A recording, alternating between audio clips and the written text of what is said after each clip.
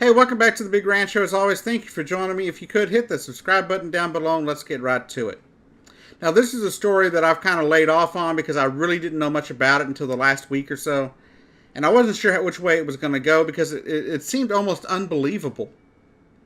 I understand the day and age we live in, it just seemed unbelievable to me. But Jussie Smollett, who is a black man, as well as he's a gay man, showed up on January 29th to a police department supposedly with a rope around his neck, claiming that he had been accosted by two white males wearing MAGA hats in Chicago and beaten up and called, gay slurs and things like that. All sorts of homophobic stuff was said to him and all this according to his account. Now, after that, I didn't hear much about the story except that the police said they didn't have any footage of it from the cameras or whatever, and him sitting there saying, well, it doesn't really matter. My argument would be that, just because it doesn't get caught on camera doesn't mean it didn't happen. Crimes happen all the time without video footage of them happening. A lot of people came out to supporting Ariana Grande, Shonda Rhimes here, Kerry Washington, among others, came out to supporting. Talking about how, this was intolerant. And how hate crimes like this shouldn't be tolerated in this country. Somebody even made a plea about it on the Stephen Colbert show the other day. Now, unfortunately, the story has been turned on its head. According to unofficial things that have been leaked from the police department that's investigating, one, they're starting to believe he didn't do it, or it didn't happen. I've seen pictures floating around the internet saying it was two black individuals that he happened to know that he paid $3,500 a piece to rehearse and stage this entire attack. Now, Smollett says he didn't do any of this. He didn't pay anybody, but that's what the two people who were brought in for interrogation and released without charges were told, or had told police investigators. Now, I'm going to say this right now. I don't know what happened. I don't know if it's true or not. Right now, we're waiting on the actual official report from the police, which has not been released yet.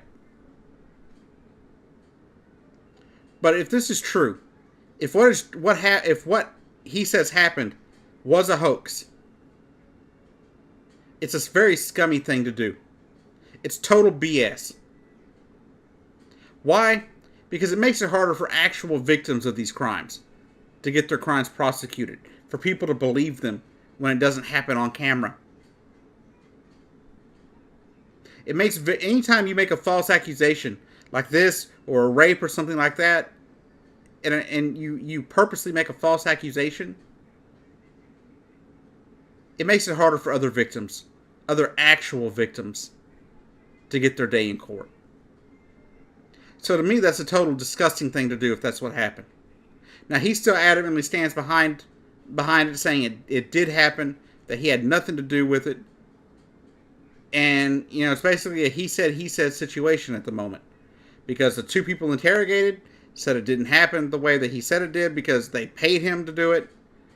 And then, he says that he didn't pay anybody for anything and that this actually took place.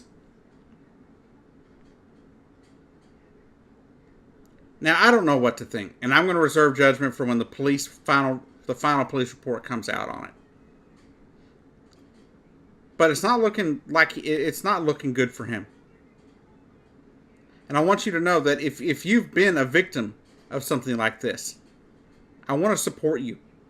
I want to be a supporter. I don't want you to feel like you're left alone.